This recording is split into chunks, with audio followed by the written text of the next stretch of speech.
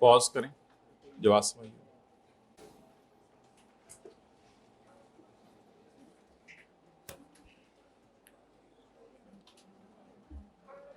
Okay, एक सवाल लिख लें।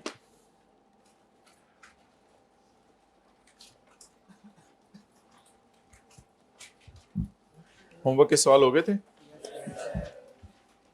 अच्छा जी, आज बिल्कुल एक फ्रेश टॉपिक है जिसका कल के पढ़े से के ताल्लुक नहीं है।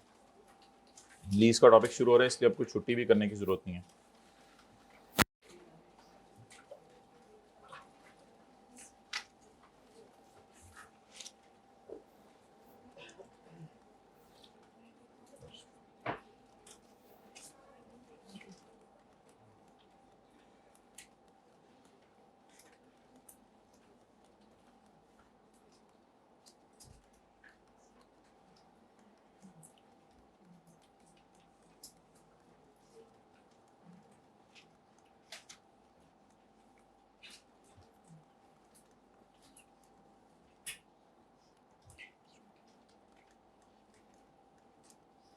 नोट करें।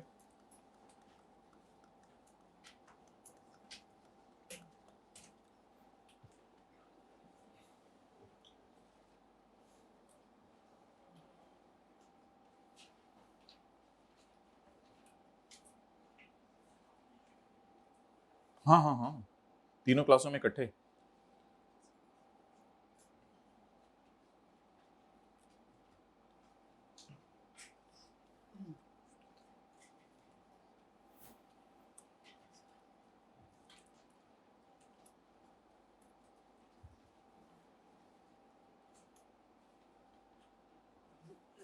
आप भी फर्स्ट डे हैं आज?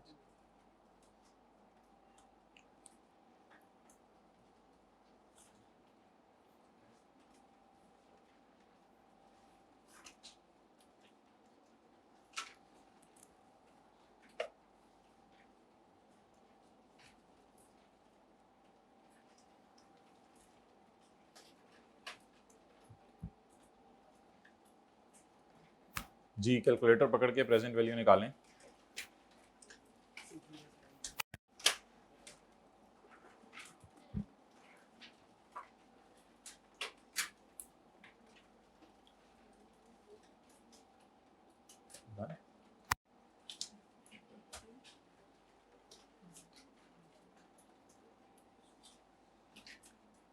अच्छा जी,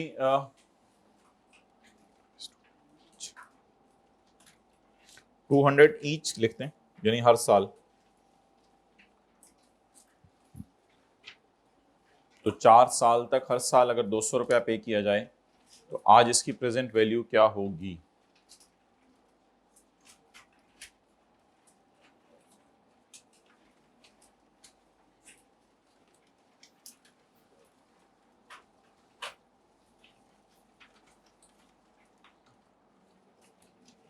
ये स्विच लूज है, इसके से इसका कनेक्शन लूज है, इनको सही ₹200 ईच।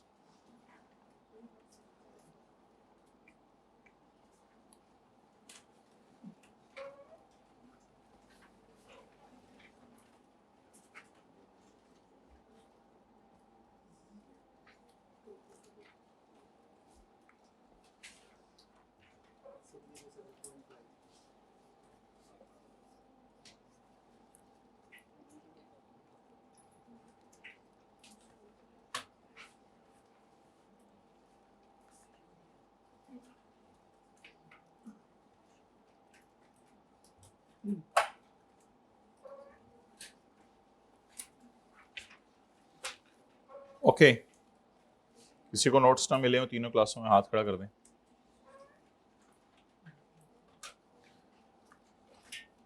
अच्छा जी,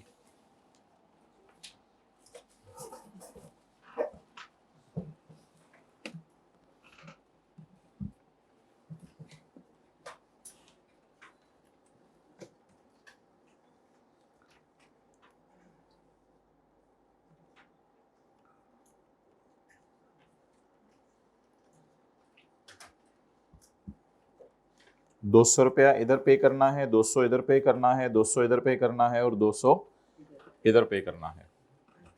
अब इसकी मैंने प्रेजेंट वैल्यू निकालनी है, यहां पे खड़े होके इसकी प्रेजेंट वैल्यू निकालनी है। तो प्रेजेंट वैल्यू कैसे निकालेंगे? 200 into 1 minus 1.12 raise to power -4। कितनी दफा 200 देना है? 4 दफा, divided by 0.12 is equal to 607.5 608। क्या ये प्रेजेंट वैल्यू 800 आनी चाहिए, 800 से ज्यादा आनी चाहिए, या 800 से कम आनी चाहिए? 800 कहां से आ गया? 200 कितनी दफा देना है? 4 दफा। तो अगर 200 4 दफा देना है तो इसका मतलब है टोटल कितना पे करना है 4 सालों में? जल्दी बोलें। 800। अगर 800 आज पे कर दें तो कितना पे करना पड़ेगा? 608। तो इसको प्रेजेंट वैल्यू कहेंगे, या ऐसे भी निकल सकती है। मैंने यहां खड़े होकर प्रेजेंट वैल्यू निकालनी है।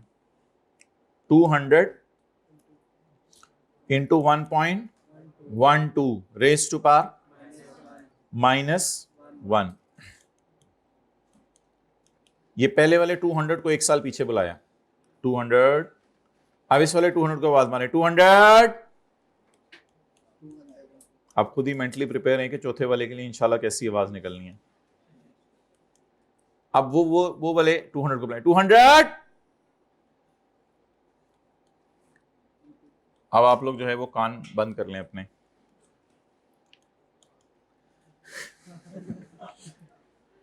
$200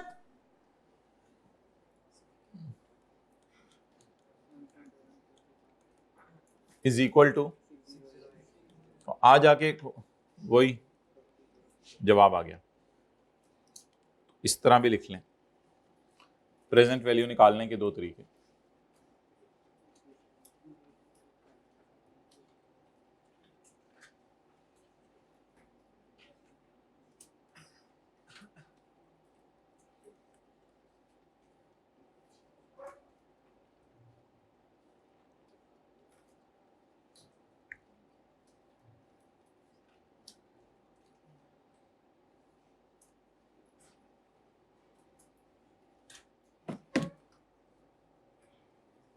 जी, हाइब्रिड में चौथी रो में बातें भी हो गई और अल्हम्दुलिल्लाह नोट भी हो गया, मल्टी प्रोसेसिंग हो गई।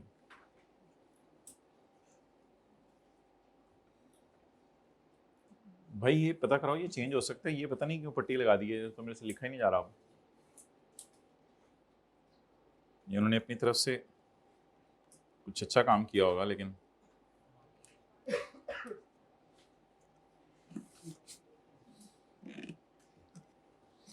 ओके। अच्छा भाई, ये एनओटी वाला फॉर्मूला किस वक्त यूज हो सकता है? ये जो मैंने लाइन लगा रहा हूं, इस लाइन से ऊपर एनओटी वाला फॉर्मूला है और लाइन के नीचे सिंपल डिस्काउंटिंग की है। एनओटी वाला फॉर्मूला किस वक्त यूज हो सकता है? जब अमाउंट क्या हो? बराबर हो। अमाउंट क्या हो? और इंटरवल भी बराबर हो, और अमाउंट 1 से ज्यादा हो। यानी एक अमाउंट को तो रेज टू पावर -4 करने का फायदा नहीं होगा ना। तो कितनी दफा 200 हमने पे करना है? 4 दफा। इसलिए हमने क्या कर लिया, रेज टू पावर -4। अच्छा जी, अब आज के नोट्स निकाल लें। अच्छा, ये जो पेज नंबर है, अल्लाह का शुक्र है पिछले वाले IAS 21 के पेज नंबर हमारी किताब वाले नहीं थे, लेकिन अब क्योंकि किताब बस आज इंशाल्लाह प्रिंटिंग में चली जानी है, तो ये वाले आप पेज नंबर जो हैं ये किताब वाले ही पेज नंबर हैं। तो अब आपको जब किताब आपके पास आएगी इंशाल्लाह ये पेज नंबर 38 ही होगा इसका। तो पेज नंबर 38 निकाल के जी लीज का पहला सवाल हम शुरू करते हैं।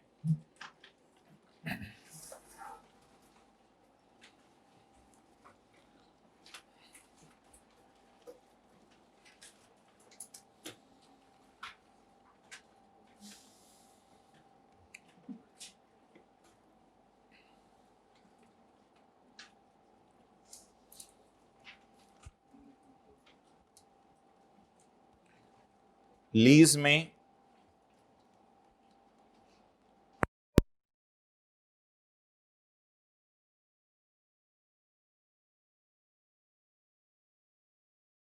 मोहतरम, लीज में एक लेसी होगा और एक लेसर होगा।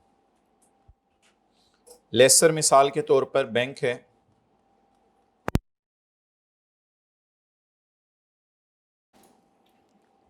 ओके। दोबारा शुरू करते हैं। लीज में एक लेसी होता है जिसको एसेट लीज पे चाहिए होता है, और एक लेसर होता है जो बैंक होता है या लीजिंग कंपनी होती है। तो लेसी में भी डॉलेंस को एक मशीन लीज पे चाहिए या किसी बंदे को एक गाड़ी लीज पे चाहिए, तो ये फौरन एट द स्पॉट पेमेंट नहीं कर सकते, कैश में चीज़ खरीद नहीं सकते। इसलिए बैंक के पास जाते हैं, बैंक चीज़ खरीदता है और बैंक चीज़ खरीद के इनको दे देता है। तो ये है मशीन सप्लायर। तो मशीन सप्लायर जो है वो इनको क्या दे देगा? मशीन। और ये क्या पे कर देंगे इसको?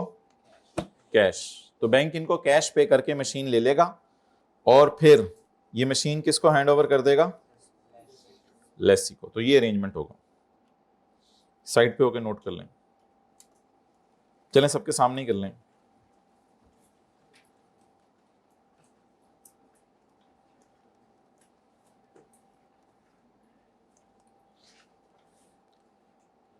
लेसी पहले बैंक के पास जाएगा और बैंक को क्या कहेगा? मेरे लिए मशीन खरीदो। बैंक मशीन खरीद लेगा और खरीद के किसको दे देगा? लेसी को।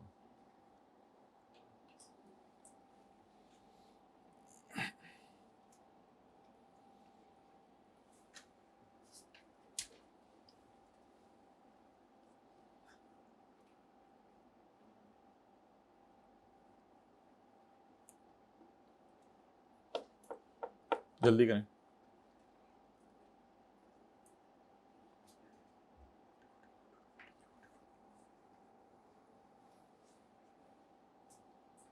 पॉज करो।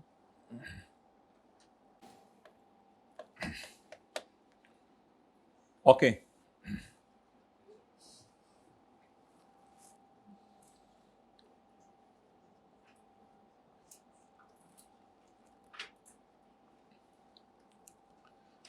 अच्छा, अब लेसी इसको मिसाल के तौर पे 50 लाख रुपया दे देते हैं कि 50 लाख की ये मशीन है। लेसी इसको, लेसर मशीन सप्लायर को 50 लाख रुपया दे देते हैं और ये इसको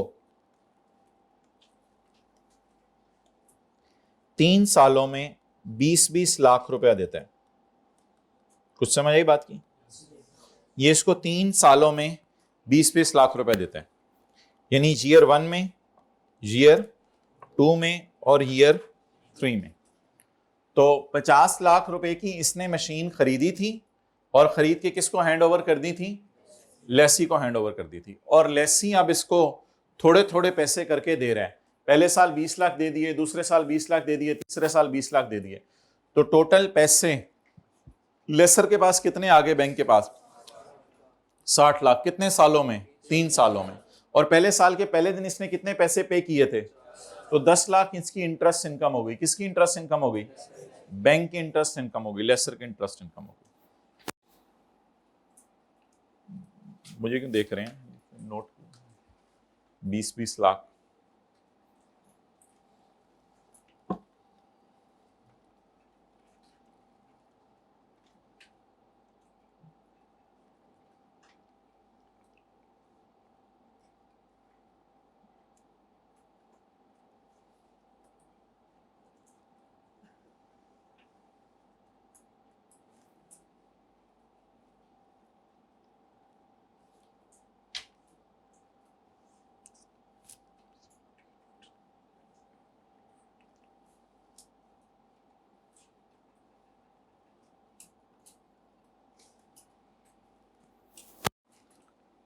okay.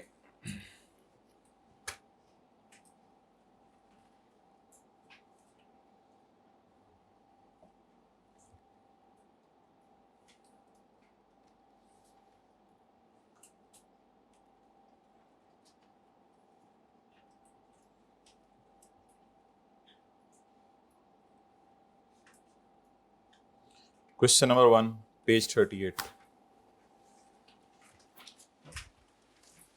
On 1 January 2010,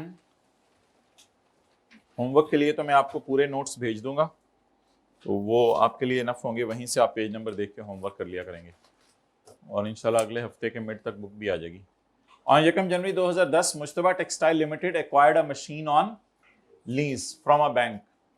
details of the lease are as follows. तो मुश्तबा टेक्सटाइल लिमिटेड कौन है जी? लसीनी. ट्राई करें.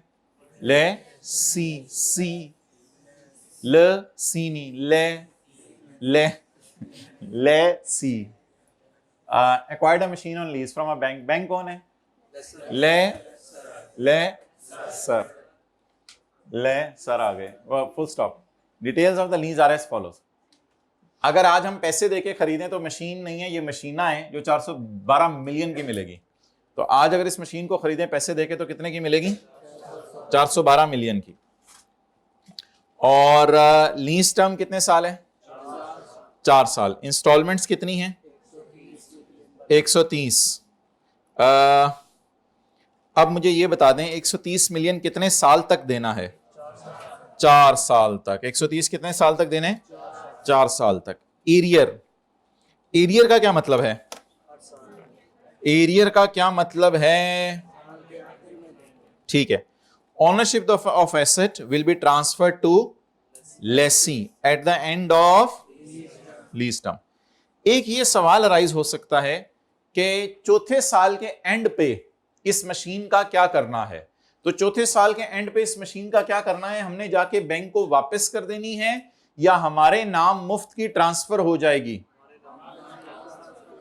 ये लाइन अगर सवाल में ना लिखी होती तो क्या मतलब होता? Ownership will be transfer to lessee at the end of lease term.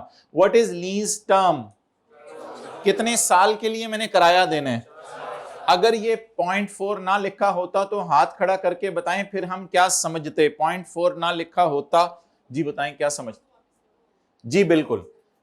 अगर ये 0.4 ना लिखा होता तो बाय डिफॉल्ट हम हमेशा एज्यूम करेंगे मशीन ये हम बैंक को वापस कर देंगे, आगे बैंक और किसी को किराए पे दे बेचे, ये बैंक की अपनी मर्जी है. तो ये आने वाले दिनों में इंशाल्लाह मैं सवालों में लिखवाऊंगा. अभी कोई बात लिखनी जरूरी नहीं, कोई नहीं, इतनी इंपॉर्टेंट बात नहीं, आने वाले दिनों में ये लिखवाई जाएगी.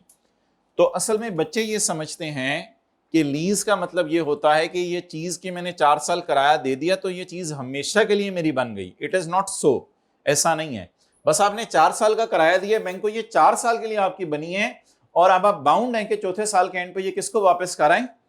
बैंक को वापस करें, क्योंकि आपने बस 4 साल का. हाँ, अगर बैंक ही ये टर्म डाल दे बीच में कि मैं तुम्हें ये ट्रांसफर कर दूंगा तो ठीक है, वो फिर बैंक की मर्जी. अब ये चौथे साल के एंड पे हमारी हो जाएगी.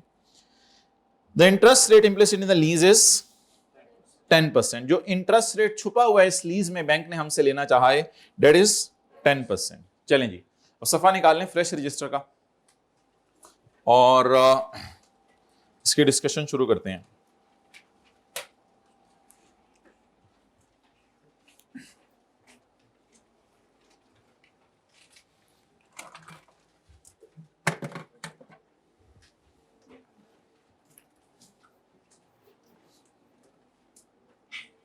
हाँ दिया,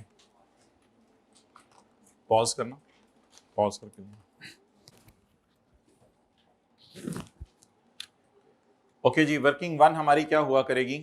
वर्किंग 1 हमारी ये हुआ करेगी कि हमने टोटल कितने पैसे देने हैं 4 सालों में बींगा लेसी. अभी हम लेसर की अकाउंटिंग आज नहीं कर रहे, आज हम किसकी अकाउंटिंग करने लगे हैं? लेसी की. तो हम लेसी की अकाउंटिंग शुरू करने लगे हैं. तो बींगा लेसी हमने कितने पैसे पे करने हैं 4 सालों में? 130 इंटू 4 जरा जबानी बताएं. 520. तो 412 मिलियन वाली मशीन के हमने 4 सालों में कितने पैसे पे करने हैं? 520. अच्छा, हम स्टार्ट किया करेंगे यहां से.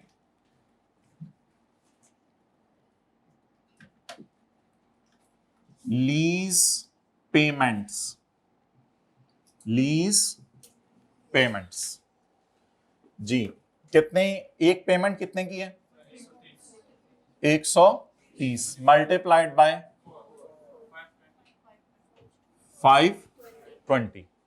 दूसरी हमारी हेडिंग हुआ करेगी present value of lease payments, इसको हम पीवी लिख दिया करेंगे, बीवी नहीं, PV, present value of lease payments, इसको हम एलपी लिख दिया करेंगे, PV of LP, present value of lease payments. Okay, 130 कितने साल तक मुसलसल सलसल सलसल आते रहना है, और लेसी ने पे करते रहने और लेसर ने रिसीव करते रहना है। 31 दिसंबर 2000, मैं बता देता हूं, 2010 को पहली पेमेंट होगी, दूसरी पेमेंट 31 दिसंबर 2011, तीसरी 31 दिसंबर 2000 और चौथी 31 दिसंबर 2013। इस तरह 4 पेमेंट्स हमारी बनेंगी। अब आप हजरात एक वर्किंग टू भी साथ ही खोल सकते हैं प्रेजेंट वैल्यू निकालने से पहले, ताकि आप इसकी डेट्स लिख लें कि किस किस डेट को कितनी कितनी इंस्टॉलमेंट पे होनी है। इसके आगे 3 कॉलम और डलेंगे, वो भी मैं डलवाता हूं। अच्छा जी, हमारी लीज कब शुरू हुई है? 1 जनवरी 2010 को। पहला किराया कब पे होना है? ये तो ऐसी डेट लिख दी ना कि इस दिन लीज शुरू हुई, 31/12/10। दूसरा किराया 31/12/11, तीसरा किराया 12 और चौथा किराया 31/12/13। तो ये 4 किराए हमारी लीज के अंदर पे होंगे। पहला किराया कितना पे होगा? 130, 130, 130, 130, 130 के 4 किराए पे होंगे। अब हमने इन चारों को इधर बुलाना है। हमने इन चारों को कहां बुलाना है? इनकी प्रेजेंट वैल्यू किस दिन निकालनी है? जिस दिन लीज हमारी स्टार्ट हुई, जिस दिन लीज हमारी कमेंस हुई, इस दिन उनकी क्या निकाल लेनी है? Present value. अब प्रेजेंट वैल्यू निकालने के लिए बताएं, क्या ये चारों अमाउंट्स इक्वल हैं? इक्वल। ये थोड़ी सी उधर नहीं जा रही, उससे कोई फर्क नहीं पड़ता। ये चारों अमाउंट्स इक्वल हैं। अच्छा, इंटरवल बताएं, साल साल साल साल साल। तो ये इंटरवल भी क्या है? सेम है। तो क्या अब इन चारों को एक ही लिफाफे में डाल के पीछे बुला सकते हैं? ये इस तरह करें, तू आ तू आ तू आ तू आ, इस तरह करें। चारों को एनओटी का फॉर्मूला लगा सकते हैं। कैसे बुलाएं? 130 इंटू 1 माइनस 1 1 0 यानी 10% रेज टू पावर माइनस 1 2 3 4। कौन है 5 वाला? भाई दीवार आ जाए तो मोटरसाइकिल को ब्रेक लगा देते होते हैं, टायर मारना जरूरी नहीं होता। Divided by 0.1, 412। ये बीबी आ गई, पीवी आ गई, पीवी आ गई।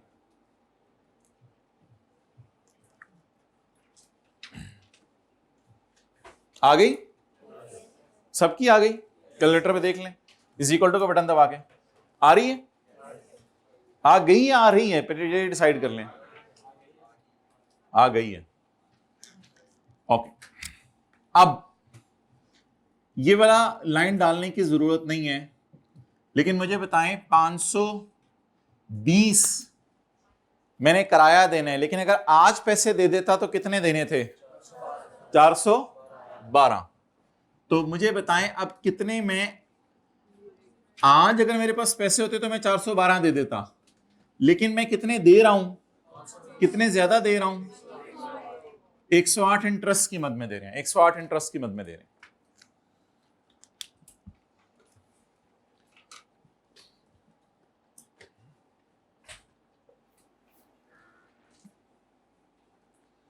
अब इंस्टॉलमेंट्स का टोटल कितना है? ये करने की जरूरत नहीं, नीचे ये नहीं किया करेंगे हम, मैं वैसे ही कर रहा हूं। इंस्टॉलमेंट्स का टोटल कितना है? 520। प्रिंसिपल ग्राउंड फ्लोर पे रूम है। प्रिंसिपल, प्रिंसिपल यानी प्रेजेंट वैल्यू की मद में कितने पैसे देने हैं? 420। माशाल्लाह, 420 ही तुम्हें ख्याल आएगा बस। प्रेजेंट वैल्यू की मद में कितने देने हैं? 412। और इंटरेस्ट कितना देना है? 108। अब मुझे बता दें कि इंस्टॉलमेंट्स का ब्रेकअप अवेलेबल है? 520 का 130, 130, 130 और 130। अच्छा, 412 का ब्रेकअप अवेलेबल है या कैलकुलेट करना पड़ेगा? अब आपने ये 108 इंटरेस्ट है, ये लेट पेमेंट की वजह से है, क्योंकि आपने पेमेंट फौरन कर दी है या 4 सालों में करनी है? 4 सालों में करनी है।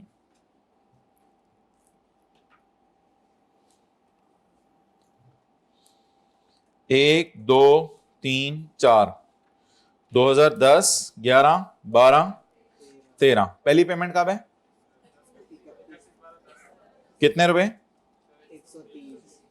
130, 130, 130, 130। और इधर जवाब बताएं। इन सारियों को बुलाया ना, तो जवाब क्या आ गया? 412।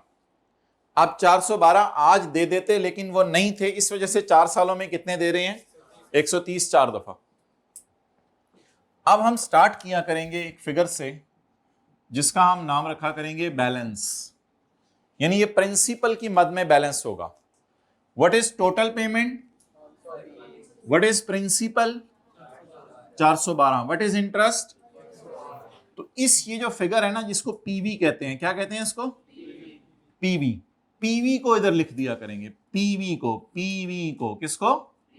पीवी को, पीवी को, पीवीसी पाइप नहीं, पीवी बोलते रहे, PV, PV, PV, PV, PV. बीवी क्या कहां से होगी बोलते बोलते? पीवी। कहां से सवाल शुरू किया करेंगे? पीवी। ट्राई करें, पीवी, पीवी, पीवी से शुरू किया करेंगे। कैलकुलेटर पे लिखें ये पीवी, नहीं इतने प्यार से ना बुलाओ पीवी को। 412 में लिखें, 412 लिखें कैलकुलेटर पे। 412 आप सॉर्ट ऑफ ये समझें कि आपने 412 वाला एसेट उधार पे ले लिया है और आपने इसकी किस्तें पे करनी है 520। इस तरह समझें, क्योंकि मशीन तो आपको इस दिन मिल जानी है, तो इस तरह समझें 412 वाला एसेट आपने किस पे ले लिया है? उधार पे ले लिया है। अब ये नहीं कि 108 डिवाइड बाय 4, क्योंकि जैसे जैसे हम इंस्टॉलमेंट्स पे करते रहेंगे वैसे वैसे उधार कम होता रहेगा, जैसे जैसे उधार कम होता रहेगा वैसे वैसे इंटरेस्ट कम होता रहेगा। तो 108 को अगर 4 से डिवाइड करना होता तो फिर तो कोई मसला ही नहीं था।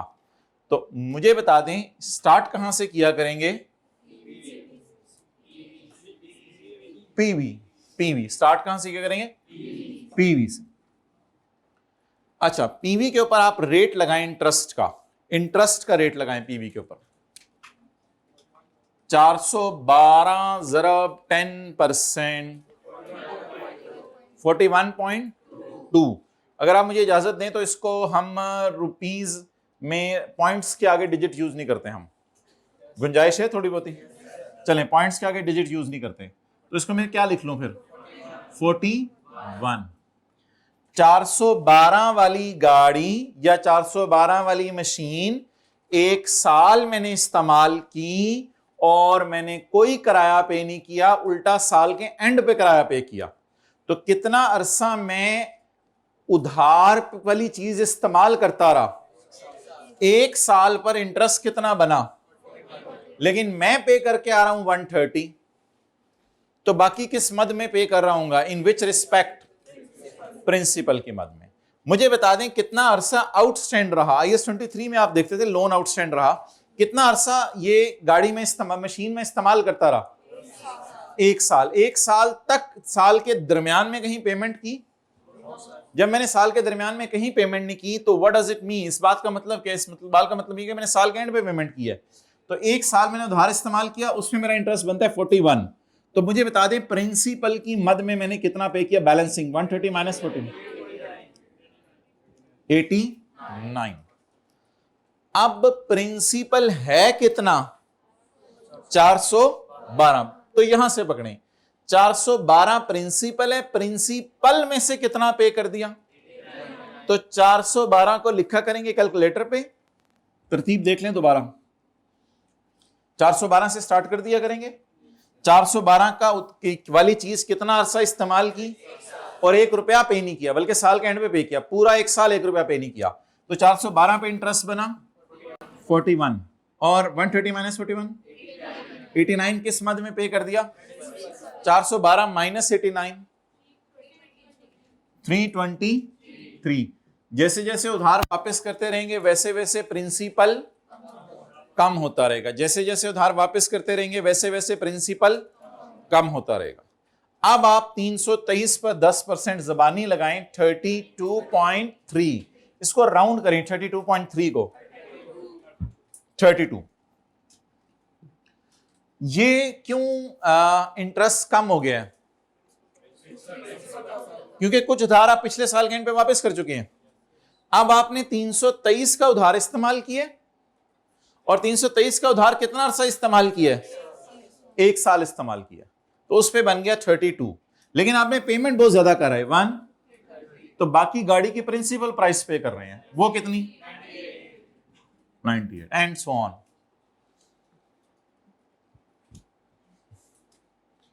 अब अगली फिगर बता दें कैसे निकलेगी, 323 माइनस 98 220 2 में 225। आप 22.5 के ऊपर कोई 10% लगाए, सॉरी 225 पे 10% लगाए 22.5, 22.5 को क्या करें 23 कर दें, चलिए पढ़ी हुई आप लोगों ने मैथमेटिक्स। 130 में से 23 कैलकुलेटर के बिना माइनस करें 107। 225 में से 107 कैलकुलेटर पे माइनस करें 118।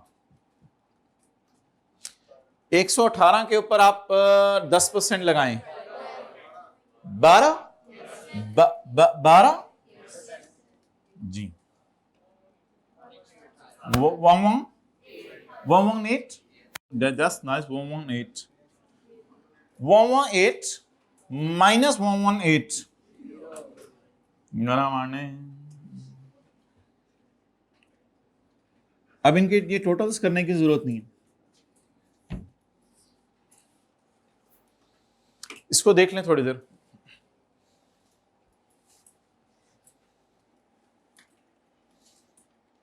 ये चीजें पेपर में तो जीरो नहीं आती, इधर इंशाल्लाह आया करेंगे, पेपर में भी आएंगे इंशाल्लाह। चले जी, इसको हजम कर लें, फिर अगली कारमीना इंशाल्लाह।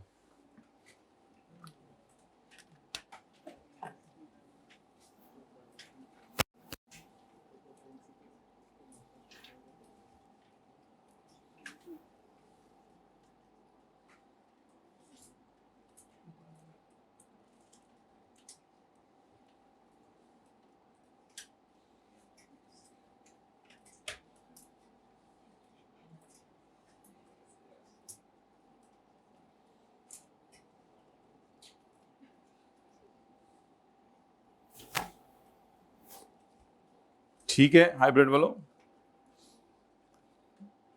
कोई हाथ खड़े करके बता दें मौजूद हैं, हाँ शुक्रिया। ओके, आना होता है रोजाना, आना होता है, आना होता है, बस वो कह रहे हैं आना होता है कभी कभी।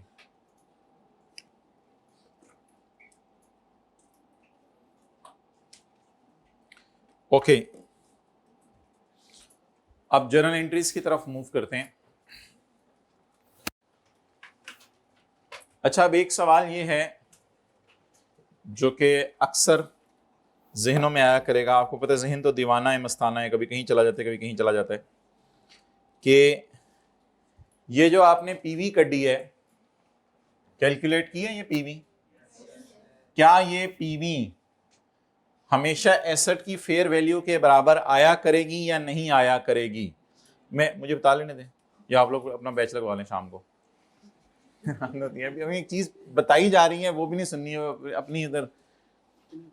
तो भाई ये पीवी फेयर वैल्यू के बराबर आना जरूरी नहीं है। अक्सर लेसर ऐसा भी करते हैं कि उनका प्रोग्राम होता है कि ये एसेट 3-4 साल के लिए एक बंदे को लीज पे दे देंगे, 2-3 साल के लिए अगले बंदे को लीज पे दे देंगे, फिर 1-2 साल के लिए किसी और को लीज पे दे देंगे। तो फिर ऐसी सूरत में वो एसेट की पूरी प्राइस रिकवर करने की कोशिश नहीं करते। तो इट इज नॉट नेसेसरी कि जो फेयर वैल्यू सवाल के अंदर एसेट की गिवन हो, यानी कि लेसर ने जितने में बाजार से एसेट खरीदा है, क्या वो हमेशा पीवी के बराबर आए? लेकिन कभी आ जाए तो ठीक है, बहुत अच्छी बात है, लेकिन ये जरूरी नहीं है कि प्रेजेंट वैल्यू हमेशा फेयर वैल्यू के बराबर आए। वो लीज टर्म्स के ऊपर डिपेंड करता है, ये कोई जरूरी नहीं है। और लेसी के सवालों में हम फेयर वैल्यू इंशाल्लाह हमेशा इग्नोर किया करेंगे। इसका सवाल में कुछ करना नहीं होगा, इस फेयर वैल्यू को हम इग्नोर किया करेंगे, इसका सच कोई फायदा नहीं है। इस 412 को मैंने कहीं नहीं लेके जाना। वो जो 412 मैंने कड्डा है ना, जो आपने कटवाया है, कैलकुलेट कहते हैं इसको अंग्रेज, वो वाला यूज किया करेंगे। चलें जी, जर्नल एंट्रीज क्या करें जी? जर्नल एंट्रीज 1 जनवरी 2010, साल है 2010। चलें जी, तुम इन्नो 10, पहली एंट्री तुम इन्नो 10, हैंड्स रेज करके 10, हैंड्स रेज करके 10।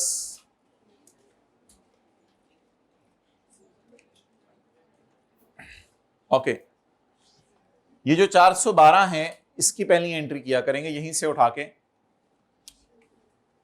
मशीन डेबिट नहीं किया करेंगे, मशीन डेबिट की जगह इसका नाम होगा राइट ऑफ यूज, ताकि जब बैलेंस शीट में ये नॉन करंट एसेट्स में नजर आए तो ये प्रॉपर्टी प्लांट एंड इक्विपमेंट के अलावा नई लाइन के तौर पे नजर आए। तो पब्लिश्ड फाइनेंशियल स्टेटमेंट्स में हमें ये एसेट्स जो है वो अलग से नजर आ रहे होंगे, हमें ये एसेट्स जो है वो इस तरह नजर नहीं आ रहे होंगे जिस तरह प्रॉपर्टी प्लांट एंड इक्विपमेंट जो है वो ओन्ड एसेट आपके नजर आते हैं, उस तरीके से ये नजर नहीं आ रहे होंगे। ये जो है वो डिफरेंट तरीके से नजर आ रहे होंगे। मिसाल के तौर पे ये कंपनी है हमारी पैकेजेस, जिसकी हमने फाइनेंशियल स्टेटमेंट्स जो है वो खोली हैं। तो इसकी फाइनेंशियल स्टेटमेंट्स में हम जाके देखते हैं कि ये हमें एसेट्स कहाँ नजर आ रहे हैं। तो मोहतरम ये देखें, non current assets balance sheet में नजर आ रहे हैं। ये देखें balance sheet, statement of financial position. तो इसके अंदर आपको 2019 और 18 के प्रॉपर्टी प्लांट एंड इक्विपमेंट नजर आ रहे हैं और राइट ऑफ इन्वेस्टमेंट प्रॉपर्टी नजर आ रही हैं, इंटेंजिबल्स नजर आ रही हैं और बहुत सी चीजें नजर आ रही हैं। तो एसेट्स में, नॉन करंट एसेट्स में लीज वाले एसेट्स आया करेंगे। तो ये वो मशीन्स होंगी जो हमने अपने पैसों से खरीदी होंगी और ये वो मशीन्स होंगी जो हमने किस पे ली होंगी? लीज पे ली होंगी। तो लीज्ड एसेट की एंट्री ये नहीं करेंगे मशीन डेबिट, लीज्ड एसेट की एंट्री करेंगे राइट ऑफ यूज डेबिट। तो राइट ऑफ यूज के आगे ब्रैकेट में मशीन लिखना है तो लिख सकते हैं, लेकिन आई कैप तो नहीं लिखता। राइट ऑफ यूज डेबिट और लीज लायबिलिटी क्रेडिट।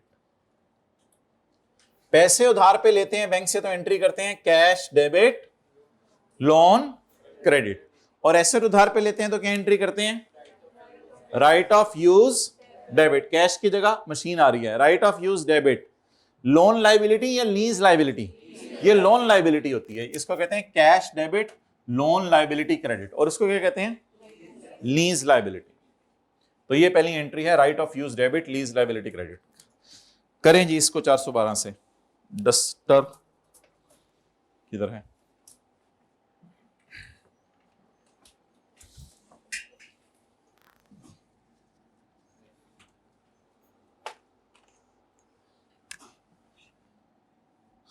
ये जो लीज लायबिलिटी है ना, इसको आपने रिकॉर्ड किया करना है किससे? पीवी से। पीवी से। आरओयू के सामने मैंने पीवी नहीं लिखा क्योंकि आरओयू में और भी चीजें जाया करेंगी। मशीन इंस्टॉल कर ली तो वो भी आरओयू में जाएगी, ROU debit cash credit. Machine transport की, उसकी भी ROU डेबिट कैश क्रेडिट। तो ROU के आगे मैंने PV नहीं लिखा, लीज लाइबिलिटी के आगे PV लिखा है। जी बोलें। 412।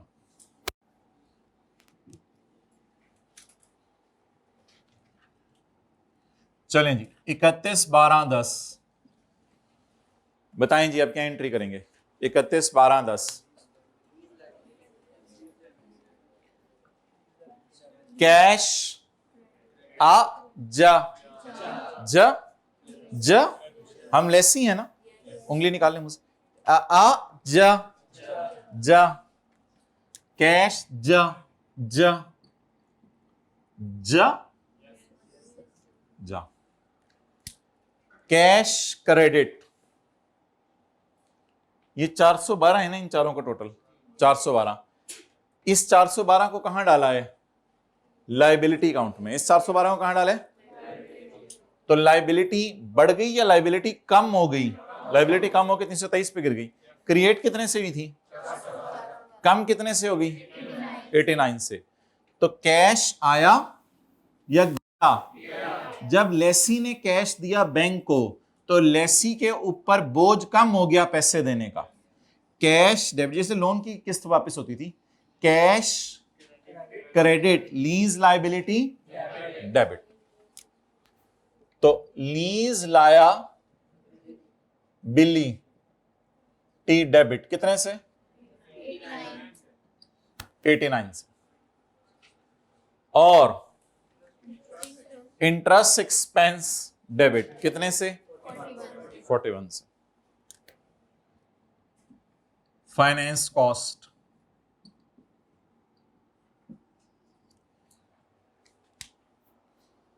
थोड़ा थोड़ा लोन पे हो रहा है और थोड़ा सा इंटरेस्ट पे हो रहा है साथ।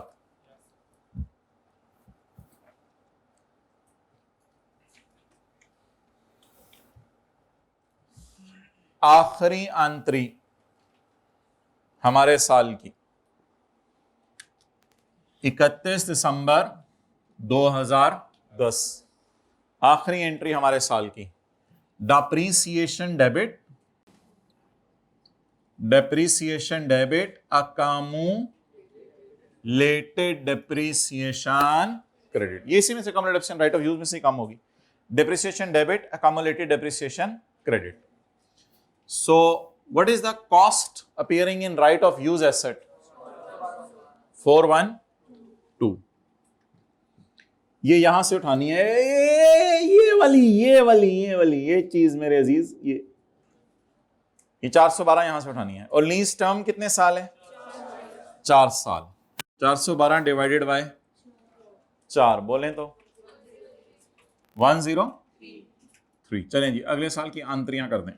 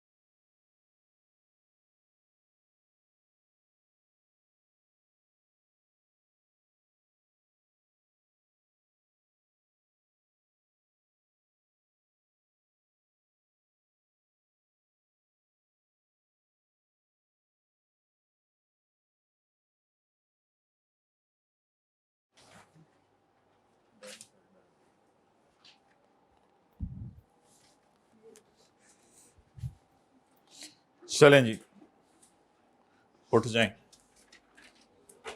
अब किस साल की एंट्रीज होने लगी हैं? 2000।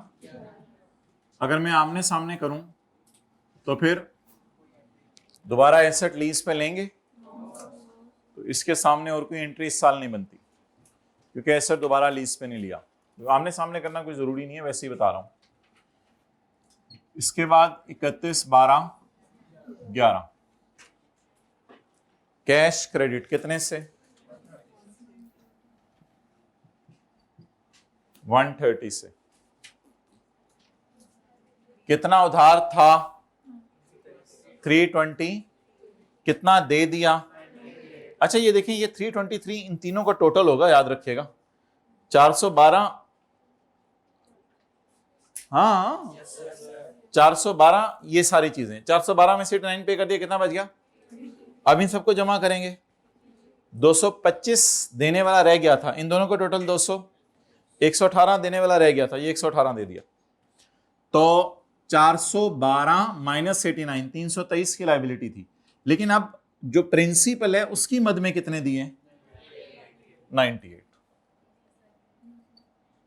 तो लीज लायबिलिटी 90, इंटरेस्ट एक्सपेंस 32। अच्छा आखिरी साल की एंट्रीज हमारे सिलेबस में नहीं है कि उसने एसेट दे दिया मुझे, मैं पीपी में शिफ्ट करूं, क्या करूं, वो आखिरी साल की एंट्रीज हमारे सिलेबस में नहीं है। तो बस हमने कोई 1, 2 साल 3 साल की एंट्रीज मांगता होता है। वो 31/12/11 डेप्रीसिएशन और अकम्युलेशन क्रेडिट वही 103।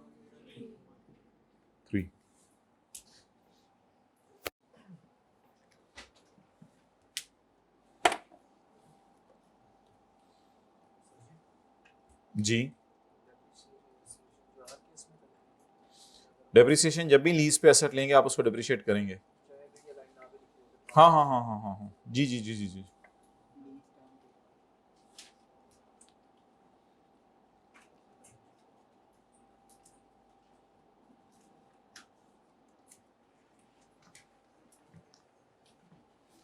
तीसरे साल की एंट्रीज क्या बनेंगी? Cash credit, lease liability debit, interest expense debit, और डेप्शन डेबिट अकम्युलेशन 103 से। अच्छा जी, when we will prepare balance sheet, तो बैलेंस शीट में देखें statement of financial position. Assets में आपको क्या नजर आ रहा था? Right of use. और नॉन करंट लायबिलिटीज में आपको क्या नजर आ रहा है? Lease liability. लेकिन सारी नॉन करंट तो नहीं है, कुछ तो अगले साल भी पे होनी होती है। तो बैलेंस शीट में आपको करंट लायबिलिटीज में नजर आ रहा है current portion of non current liabilities. तो बैलेंस शीट में 3 चीजें नजर आएंगी। नंबर 1 एसेट साइड पे राइट ऑफ यूज, और लायबिलिटी साइड पर लीज लायबिलिटी और उसका करंट पोर्शन।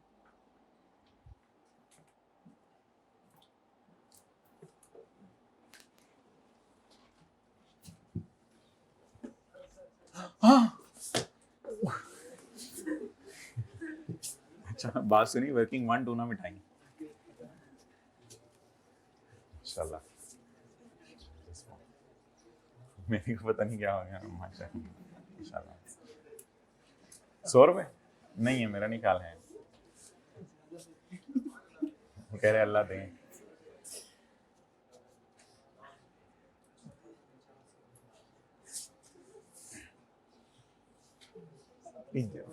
मैंने समझा कि आप जो है ना वो कह रहे हो कि मिटाना नहीं है, मैंने तस्वीर लेनी है। लेकिन जब मैंने देखा कि एक बंदा यहाँ तक पहुंच चुका है तो फिर मैं थोड़ा डर गया। चलें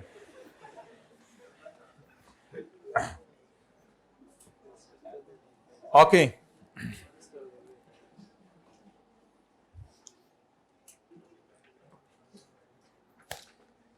profit and loss for year ended. ऊपर कंपनी का नाम क्या है? MTL P&L for year ended 31 नवंबर 2000। ऐसा कर लें आप 11 कर लें ताकि उसमें 10 भी आ जाए। 2010 पंजाबी वाला 10,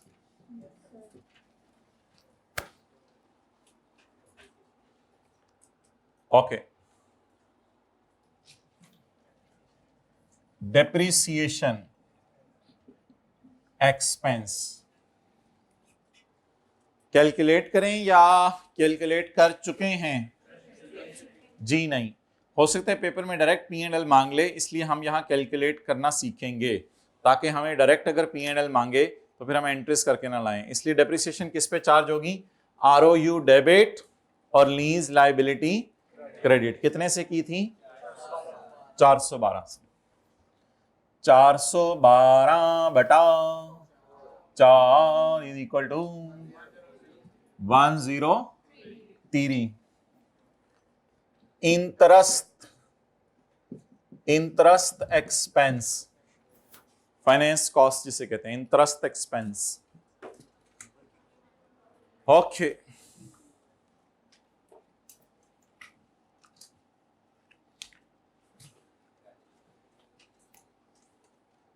ये क्या है? नो फिंगर, और ये क्या है? थंब। तो इंटरेस्ट जब भी आया करेगा हम फिंगर थंब अप्रोच लगाएंगे। कौन सी अप्रोच लगाएंगे? Finger thumb. किताबों में इसका क्या नाम लिखा हुआ है? Finger thumb approach. जरा चेक कर लें दोनों चीजें चल रही हैं बीच, चला के देख लें। चला चल रही हैं, चलें। अब इसको चलाने दो, बाल सेट कर, क्लास से पहले सेट करके आएगा। Finger thumb approach. ये साया पहुंच चुके हैं, वैसे किसी को नजर आ रहा है करीब वालों को? साया पहुंच चुका है फिंगर थंब। किस रो तक नजर आ रहा है ये साया? अच्छा, आखिर तक। ये किस साल का इंटरेस्ट है? 2010 का। ये किस साल का इंटरेस्ट है? 2010 का। और पे भी कब हो रहा है? 2010 के आखिरी दिन, 2010 के।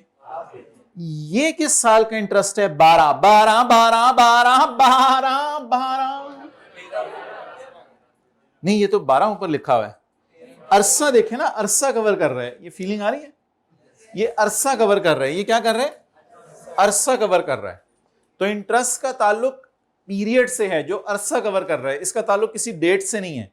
ठीक है, तो ये अगर मैं करूंगा तो ये तो फिर कुछ 2 साल का इंटरेस्ट इस तरह आ जाएगा बीच में। ठीक है, तो थोड़ा थोड़ा खोलें फिंगर थंब। ये नहीं मुंह की तरह खोल। Sorry, I am intentionally hurting you. अच्छा जी, आप बता दें 2010 का इंटरेस्ट कितना है? तोतला बोलते हैं ना घर में, तो बोलें 2010 का इंटरेस्ट कितना है? 41।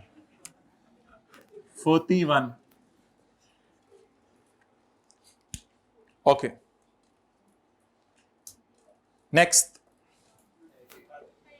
अच्छा, यहां से पहले प्लान करके जाएंगे, चाहिए क्या आपको? 2011 का इंटरेस्ट।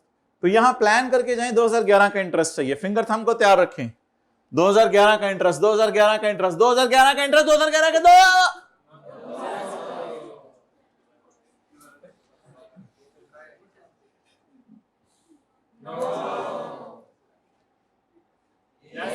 2011 32।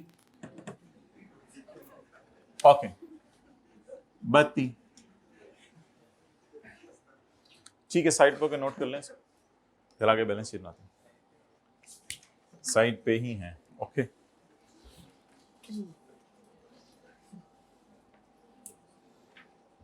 अच्छा भाई, अब जरा जज्बा, मोटिवेशन, डिवोशन। आईकैप को कल ईमेल करके हमने पूछ लिया है कि हमारा फाइनल अकाउंट्स का भी टॉपिक है, IAS 12 का भी टॉपिक है, तो उसमें तो आईकैप IAS 38 भी टेस्ट करता है मिक्स करके, IAS 41 भी, इंटेंजिबल्स और एग्रीकल्चर भी। और ये तो इन बच्चों ने पढ़ा नहीं हुआ, तो क्या ऐसा हो सकता है कि इन बच्चों से सिर्फ इस अटेम्प्ट के लिए IAS 38 और 41 रिलैक्स कर दिया जाए? अब देखते हैं आईकैप का क्या जवाब आता है। तो दुआ करें कि आईकैप कहे ठीक है, IAS 38 और 41 की कोई भी एडजस्टमेंट इस सेशन में टेस्ट नहीं होगी, क्योंकि ये एक ट्रांजिशनल फेज है या स्पेशल फेज है? अच्छा, ट्रांजिशनल फेज है। लेकिन अगर ICAP ने कह दिया कि IS 38 और 41 में से भी कोई टेस्ट हो सकता है तो फिर इंशाल्लाह शाम में दोपहरें रातें सारी इंशाल्लाह हमारे साथ ही हैं, उसमें क्या मसला है। अच्छा जी,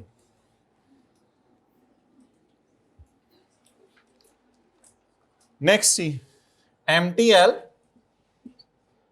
statement of financial position as on कितना 31 दिसंबर 11, तो as on 31 December 11 statement of financial position. इस तरह बेशक लिख लिया करें 31/12/10 and 31/12/11 guys, 31 December 2012 no 31 December 2011 and 31 December 2010।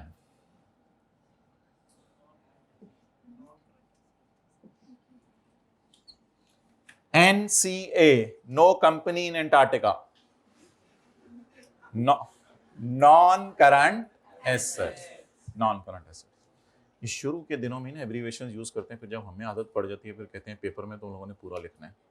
चलें ठीक है, फिर हम भी पूरा लिख देते हैं, शुरू के दिनों में फिर हम भी पूरा लिख देते हैं, लेकिन बाद में भी ये लोग जब चेंज करते हैं ना तो मैं भी फिर कर लेता हूँ, फिर आखिरी दिन जाते हुए कह रहे होते हैं पेपर में पूरा लिखना है।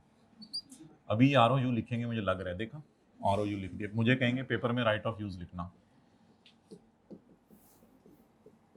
Okay, what was the cost of right of, दूसरा पार्ट बनाए।